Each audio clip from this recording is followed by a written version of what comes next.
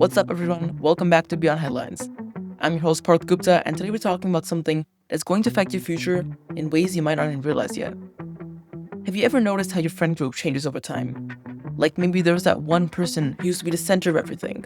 They planned all the hangouts, everyone waited for their opinion before making decisions, but then gradually, people started making plans without them. Well, something similar might be happening to America on the world stage, and it has everything to do with the choices we are making right now. So here's the thing, and this might sound crazy, but the world is quietly learning how to function without automatically looking to America for leadership. And no, this isn't some dramatic movie where everyone suddenly hates us. It's actually way more subtle than that. Think about it like this.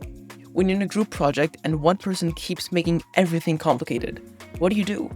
You don't have a big fight, you just work around them. You find other ways to get the stuff done. That's basically what's happening globally right now. Let's talk about some actual facts here, because the numbers are pretty wild. America recently imposed tariffs, we all know this, at 18.6%. That's the highest it's been since the 1930s. The idea was supposed to be America first, right? But here's what actually happened.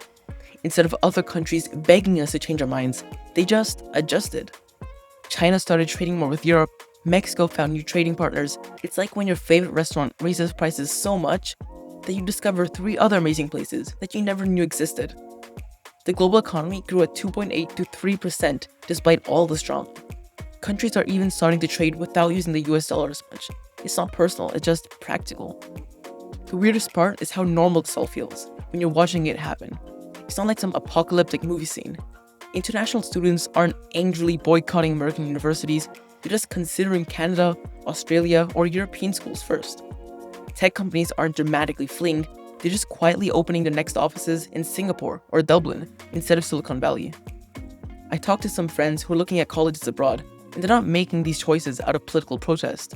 They're just doing the math. Why deal with visa uncertainty, crazy costs, and a potentially unwelcoming environment when you can get amazing education in Amsterdam or Toronto? Here's the really fascinating part, and here's where it gets kind of ironic.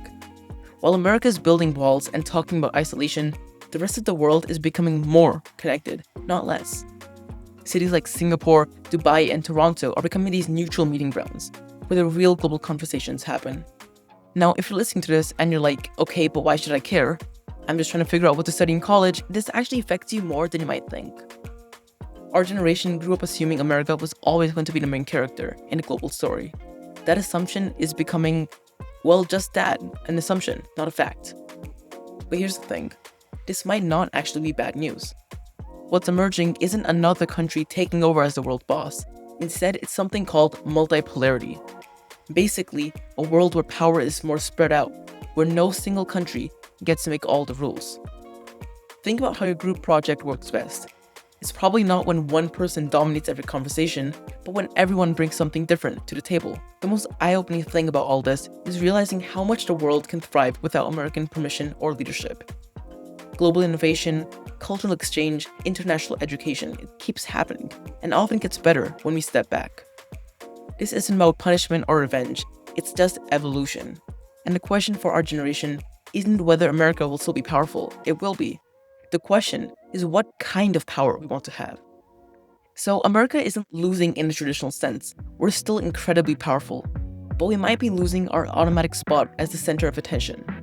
And honestly, that might force us to contribute something more valuable, instead of just expecting everyone to listen because we're the loudest.